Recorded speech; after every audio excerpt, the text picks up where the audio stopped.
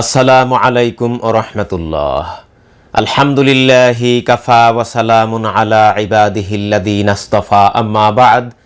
সম্মানিত দর্শক শ্রোতা, গুলশানে আবারও অগ্নিকাণ্ড।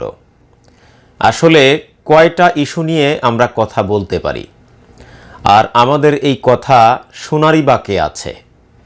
সত্য কথা বলতে কি, আজকে বাংলাদেশের জনগণ বর্তমান ভোট ডাকাত সরকারের হাতে জিম্মি, আর তাদের হাতে জিম্মি হয়ে বাংলাদেশের জনগণ চিৎকার করে কান্নাকাটি করছে, কিন্তু তাদের কান্না শোনার মানুষ নেই। বলতে পারেন আমরা যারা কথা বলি এটাও কান্নার আরেকটি রূপ। আর আমরা এই কথা বলি এই জন্যে অনেকেই আমাদের দিকে চেয়ে থাকেন, আমাদেরকে কথা বলতেই হয়। আমি আজকে কথা বলতে চাইনি, কিন্তু আপনারা এত মানুষ আমাকে ইনবক্স করেছেন যে প্লিজ এই বিষয়ে একটু কথা বলেন। আসলে মানুষ কথা শুনতে চায়। কেন শুনতে চায়? যারা আজকে ভিকটিম, যারা আজকে পরিস্থিতির শিকার, তাদের এই কান্না, তাদের এই দুঃখ দেখার কেউ নেই। আমরা যারা অনলাইনে তাদের পক্ষে কথা বলি, এই কথা বলাটাই যেন তাদের জন্য অনেক বড় পাওয়া, তাই আমাদেরকে কথা বলতেই হয়। আপনারা নিশ্চয়ই দেখেছেন যে গুলশান 1 নম্বরে ডিএনসিসি মার্কেটে সকাল 6টায় আবার আগুন লেগেছে। সাথে সাথে সদরঘাটে একটি যাত্রীবাহী লঞ্চে আগুন লেগেছে। চিন্তা করুন, লঞ্চটা আছে পানির উপরে, লঞ্চের নিচে পানি, তারপরেও কিন্তু লঞ্চটি পুড়ে ছাই হয়ে গেছে, আগুন নিভানোর কেউ নেই। এখন আসলে আমরা কথা বলি, 1 নাম্বার হচ্ছে মনের দুঃখে কথা বলি, বিবেকের তাড়নায় কথা বলি, পাশাপাশি বাংলাদেশে যারা পরিস্থিতির শিকার তারা আমাদের কথা শুনে কিছুটা তাদের মনের যে কষ্ট আছে সেটা লাঘব করার একটা জায়গা খুঁজে পায়। এই জন্যই আমাদেরকে কথা বলতে হয়। ঢাকা শহর উত্তরের, অর্থাৎ ঢাকা সিটি কর্পোরেশন উত্তরের যিনি নবনির্বাচিত মেয়র জনাব আতিকুল ইসলাম বলেছেন, দুর্ঘটনা ঘটলে নিরাপত্তার দায় ভবন মালিকের। বাহ, চমৎকার! কোনো দুর্ঘটনা ঘটলে নিরাপত্তার দায় ভবন মালিকের, আপনার কোনো দায় নেই। আর আপনার দায় থাকবেই কেন? কারণ আপনি তো জনগণের ভোটে নির্বাচিত হন নাই। সুতরাং জনগণের নিরাপত্তার দায় আপনি নিতে যাবেন কেন? এটাই হচ্ছে বাস্তবতা, এটাই হচ্ছে রিয়ালিটি, এবং এটাই হচ্ছে আমাদের জন্য দুর্ভাগ্যজনক একটি সংবাদ। তিনি তো জনগণের ভোটে নির্বাচিত হন নাই, সুতরাং দুর্ঘটনার দায়ভার, মানুষের নিরাপত্তার দায়ভার তিনি নিতে যাবেন কেন? এটাই হচ্ছে আমাদের দেশের রাজনীতিবিদের পরিভাষা। দৈনিক প্রথম আলো পত্রিকায় আরেকটি সংবাদ প্রকাশিত হয়েছে, যেখানে বলা হয়েছে যে মালিকের লোভে হতাহত হয়েছে মানুষ। এই মন্তব্যটি করেছেন আমাদের বর্তমান ভোট ডাকাত সরকারের তথ্যমন্ত্রী হাসান মাহমুদ। এই ভদ্রলোক তার যতটুকু যোগ্যতা তার থেকে বেশি কথা বলেন, মানে তিনি যতটা না কাজ করেন তার থেকে বেশি কথা বলেন। আপনারা চিন্তা করুন, তিনি বলেছেন যে মালিকের লোভে হতাহত হয়েছে মানুষ। মালিকের এই লোভটা আসলো কিভাবে? মালিকের এই লোভের জন্য দায়ী কে? মালিকের এই লোভের জন্য দায়ী হচ্ছে রাষ্ট্র, মালিকের এই লোভের জন্য দায়ী হচ্ছে সরকার। কেননা মালিক তো সরকারি আইনের বাইরে কোনো লোভ করলে সেটা তদারকি করার দায়িত্ব সরকারের। সেই দায়িত্বটা কি আপনি তথ্যমন্ত্রী পালন করেছেন? করেন নাই। এখন বললে অনেক কথাই বলা যায়। আপনি বলছেন যে মালিকের লোভে হতাহত হয়েছে মানুষ, কিন্তু যদি আমি আপনাকে উল্টা প্রশ্ন করি যে আপনাদের লোভে গোটা 17 কোটি মানুষের অন্তর হতাহত হয়েছে, গত 30 ডিসেম্বর জাতীয় সংসদ নির্বাচনের মাধ্যমে? এই প্রশ্নের জবাব কে দেবে? এই প্রশ্নের জবাব আপনি দিতে পারবেন? দিতে পারবেন না। এই জন্যে আপনি যে জনগণের ভোটাধিকার চুরি করে ডাকাতি করে আজকে তথ্যমন্ত্রী হয়েছেন, সেই কথাটা কে বলবে? প্রথম আলো পত্রিকায় আরেকটি হেডলাইন হয়েছে, এটা গাফলতি নয়, হত্যাকাণ্ড। এই কথাটি বলেছেন আমাদের গৃহায়ন ও গণপূর্ত মন্ত্রী রেজাউল করিম। রেজাউল করিম সাহেবকে ধন্যবাদ জানাই এই মন্তব্যটা করার জন্যে।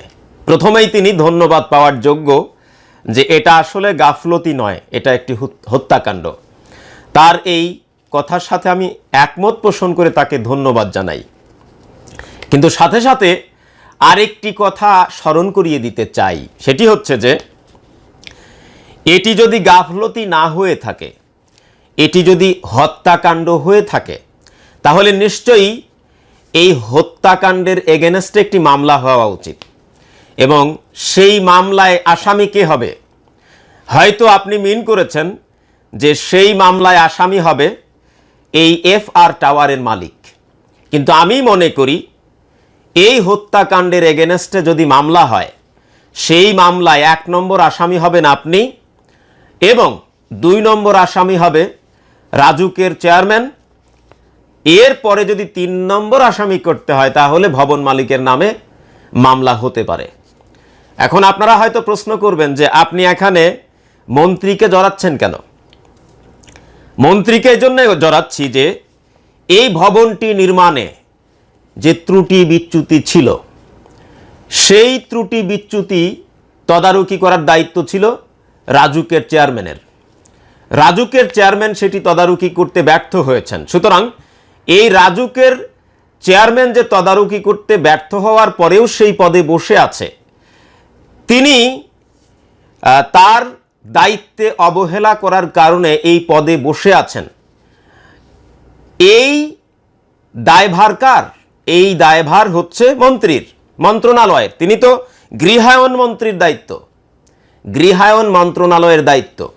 সুতরাং এটি যদি হত্যাকাণ্ড হয়ে থাকে এবং এই হত্যাকাণ্ডের এগেনস্টে যদি মামলা হয়, তাহলে আমি মনে করি এই মন্ত্রীর 1 নম্বর আসামি করা উচিত। হয়তো আপনারা অনেকে বলবেন তিনি তো নতুন মন্ত্রী হয়েছেন, এর আগে যিনি গৃহায়ন ও গণপূর্ত মন্ত্রী হয়েছেন তার নামে মামলা হোক, তাতে তো আমার কোনো আপত্তি নাই। তিনি যেহেতু নতুন মন্ত্রী হয়েছেন ধরেই নিলাম, কিন্তু আগে যিনি গৃহায়ন ও গণপূর্ত মন্ত্রী ছিলেন তার নামে তো মামলা হওয়া উচিত। প্রথম আলো পত্রিকার আরেকটি হেডলাইন আপনাদেরকে শোনাই, রাজুক এতদিন কি করেছে? এই প্রশ্নটি করেছেন আমাদের পুলিশের আইজিপি মহোদয়। অনেক ধন্যবাদ পুলিশের আইজিপি মহোদয়কে এই প্রশ্নটি করার জন্য। আপনার এই প্রশ্নের সাথে আমি একমত। গতকালকেও এই বিষয়টি আমি বলেছিলাম, রাজুক এতদিন কি করেছে, এই জন্য আপনাকে ধন্যবাদ।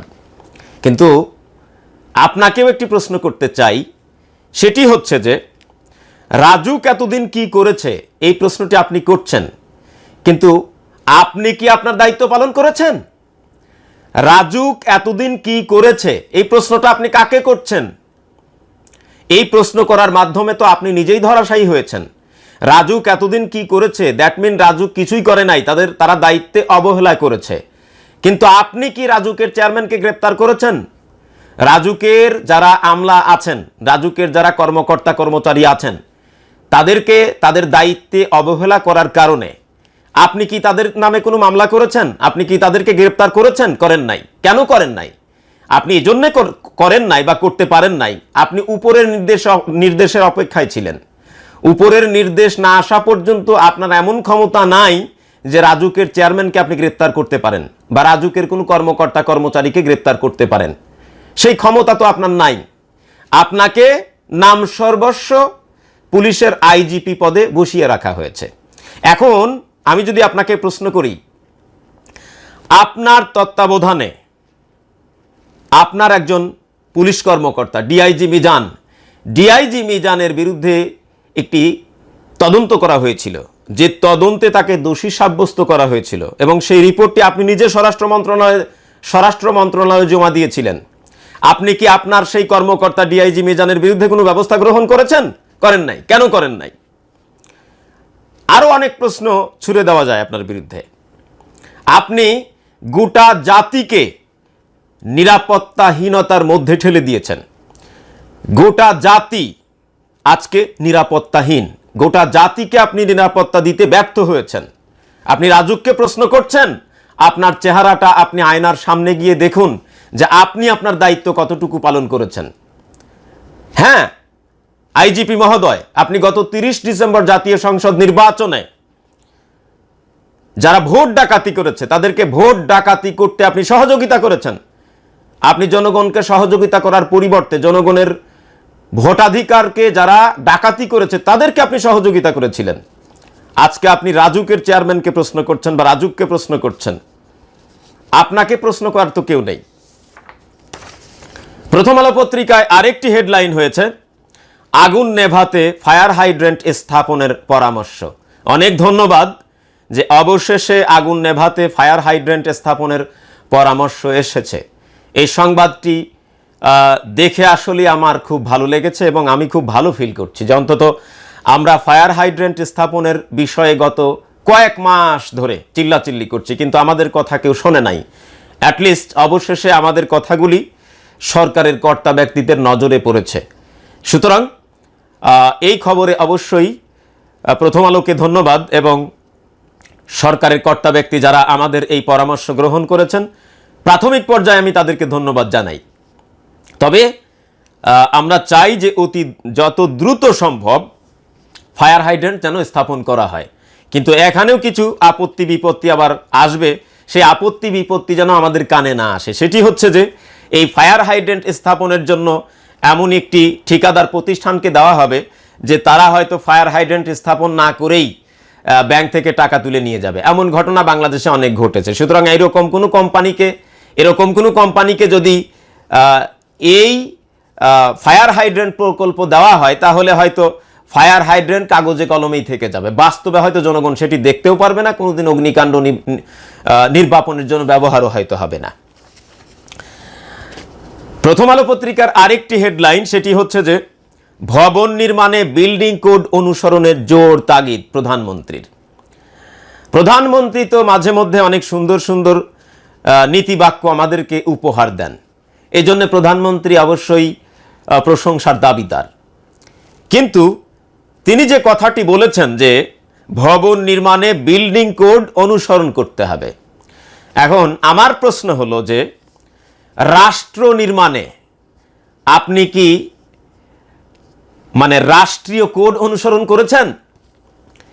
আপনি বলছেন ভবন নির্মাণে বিল্ডিং কোড অনুসরণ করতে, কিন্তু রাষ্ট্র নির্মাণে আপনি কি রাষ্ট্রীয় কোড অনুসরণ করেছেন? করেন নাই। আপনি নিজেই রাষ্ট্রের একজন কর্তা ব্যক্তি, আপনি নিজেই একটি রাষ্ট্র নির্মাণ করে বসে আছেন, কিন্তু আপনি নিজেই রাষ্ট্রীয় কোড অনুসরণ না করে রাষ্ট্র নির্মাণ করে বসে আছেন। এখন এই প্রশ্ন আপনাকে কে করবে? এই প্রশ্ন করার কেউ নেই। আপনি বলছেন ভবন নির্মাণে বিল্ডিং কোড অনুসরণে জোর তাগিদ দিচ্ছেন, কিন্তু রাষ্ট্র নির্মাণে আপনি কি আদৌ রাষ্ট্রীয় কোড অনুসরণ করেছেন? করেন নাই। তাহলে আপনাকে জোর তাগিদ কে দেবে? এই লোক নেই। প্রথম আলো পত্রিকার আরেকটি হেডলাইন, সেটি হচ্ছে যে ছোট্ট নাইম মানুষের প্রয়োজনে বের হতে চায়। এই যে ছোট্ট একটি বাচ্চা ছেলে, সে বনানীর যে FR টাওয়ারে যখন অগ্নি নির্বাপনের জন্য আমাদের দমকল বাহিনী কাজ করছিল, তখন দমকল বাহিনীর একটি পাইপ ফেটে গিয়েছিল। সেই ফাটা অংশটা সে যেভাবেই হোক জোড়াতালি দিয়ে বন্ধ করে রেখেছিল প্রায় 20-30 মিনিট। কাজটি সে খুবই ভালো করেছে, অসাধারণ কাজ করেছে, অনেক ধন্যবাদ পাওয়ার যোগ্য নাইম। কিন্তু সমস্যা হচ্ছে যে আমাদের মিডিয়া এবং যারা সোশ্যাল মিডিয়াতে আছেন, আপনারা এই নাইমকে এত বেশি প্রমোট করছেন যে তাতে করে বনানীর এই অগ্নিকাণ্ডে যারা নিহত হয়েছেন এবং আহত হয়েছেন তাদেরকে আপনারা মানুষের মন থেকে ভুলিয়ে দিচ্ছেন। নাইমকে প্রশংসা করাটা বেশি জরুরি নাকি বনানীর এই অগ্নিকাণ্ডে যারা নিহত হয়েছেন এবং যারা আহত হয়েছেন তাদের বিষয়ে কথা বলা, তাদেরকে নিয়ে চিন্তা করা বেশি উচিত। নাইম যতটুকু প্রশংসা পাওয়ার যোগ্য ততটুকুই করা উচিত। আমি মনে করি যে নাইম যতটুকু প্রশংসা পাওয়ার যোগ্য তার থেকে বেশি প্রশংসা করা হচ্ছে। আমি মনে করি এই নাইমকে বেশি মাত্রায় প্রশংসা করার মাধ্যমে বনানীর এই অগ্নিকাণ্ডকে জনগণের স্মৃতি থেকে মুছে ফেলার একটি চক্রান্ত আমার কাছে তাই মনে হচ্ছে। তার যতটুকু প্রশংসা প্রয়োজন প্রাপ্য আমরা ততটুকুই প্রশংসা করি, অতিমাত্রায় না করি। দর্শক, এই ছিল আমার আজকের উপস্থাপনা। আশা করছি আমার এই উপস্থাপনাটি আপনাদের ভালো লেগেছে। যদি ভালো লেগে থাকে তাহলে অবশ্যই ভিডিওটিতে একটি লাইক দিবেন, পাশাপাশি আপনাদের সুচিন্তিত মতামত কমেন্ট আকারে শালীন ভাষায় ব্যক্ত করবেন। এবং আপনারা যারা আমার চ্যানেলে নতুন, আপনাদের সকলের প্রতি অনুরোধ, চ্যানেলটি সাবস্ক্রাইব করুন এবং পাশে আসা বেল আইকনটি অন করে রাখুন এবং আমাকে সত্য প্রকাশে সহযোগিতা করুন। তাহলে আজকে এ পর্যন্তই। পরবর্তী ভিডিওতে দেখা হবে, কথা হবে ইনশাআল্লাহুল আজিজ। ওয়াসসালামু আলাইকুম ওয়া রাহমাতুল্লাহি ওয়া বারাকাতুহু।